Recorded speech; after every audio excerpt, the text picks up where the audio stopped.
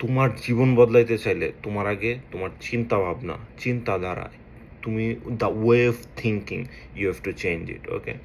কারণ যখন নতুন কিছু যুগান্তকারী কিছু তুমি করতে যাইবা, তখন তোমার সবার আগে দরকার তোমার একটা যুগান্তকারী চিন্তাধারা।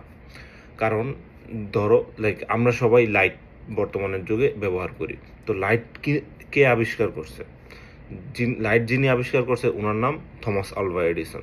Thomas Alva Edison maybe 1000 or 10,000 Times fail করছে লাইট বানানোর সময়, ওকে?